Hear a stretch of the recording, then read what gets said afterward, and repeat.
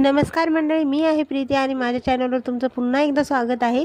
आता हा कपडा मी भरपूर दिवस झाले घेतलेला होता आणि 2 घेतलेले मी असे हे कट पीस आहे, म्हणजे जे आपले ड्रेस मटेरियल असतं ना त्याच्यातले कट करून घेतले होते मी। हे आता हे 2-2 मीटर घेतलेलं आहे आणि मला 2 मीटर कपडा 80 रुपयाला पडलेला आहे। 40 रुपये मीटर त्यांनी मला दिलेला आहे।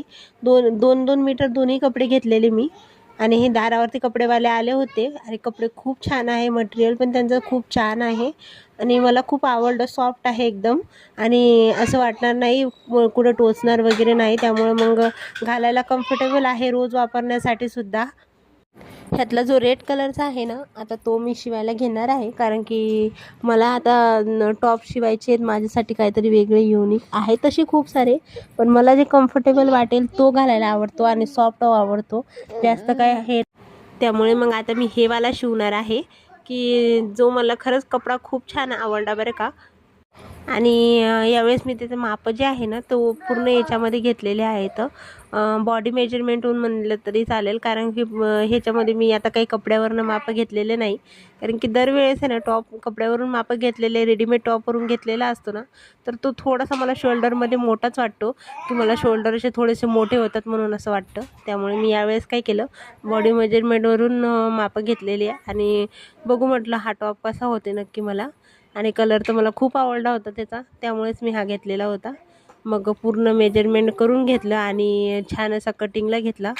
पूर्ण हे झाल्यावरती आखून घेतलं 2-2 इंच सोडून आणि पूर्ण आखल्याच्या नंतर खूप छान वाटत होतं पूर्ण हे कटिंग।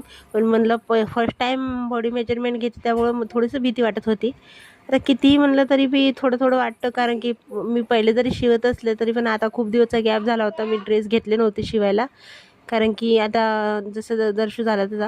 आणि हे माझे जे शॉर्ट टॉप आहे तर शॉर्ट टॉप मला परफेक्ट जमतात, पण हे थोडा लॉंग आहे आणि छान वाटते मला, तर कटवाला आहे, ग्राउंडवाला नाही आहे।